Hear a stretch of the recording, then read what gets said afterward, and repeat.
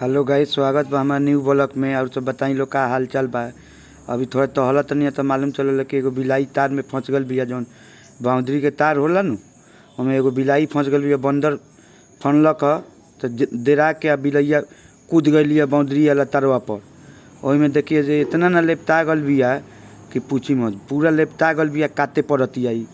काते पड़तिया तो गलेंदर मंगावल गल काते खातिर। तो लाइन हइले नहीं के, रात के पानी आदि आइल बा। लाइन नहीं के ओकर बाद इन्वर्टर में लगावल गल तो तारे ना पहुँचल। इन्वर्टरों बैठ गए रहा तो हथौड़ी लियावल गल। हथौड़ी के तार कटाएल आ तार काट के देखिए जे काटल जाता है। इतना ना काटे पड़तिया होते देखी पूरा लकड़ी धरतिया दाँते खींच में आ काटियो ले लकिया एक आदमी के धैला पर मुड़ी ओकर बाद टूट गल बड़ी मुश्किल के तार। टूटला के बाद भइल कि केंगा पकड़ल जाओ, पकड़ाते नहीं के। बोरा होते धैल बा डांटा से ओकर मुँह एती कल जाता। उ काटे के फेर में बिया काटियो ले लक हेते। ओकर बाद बड़ी मुश्किल पर छोड़ावल गल। छोड़ाइला के बाद हमी के कामयाब हो गई सन। ओकर बाद छोड़ देनी सन।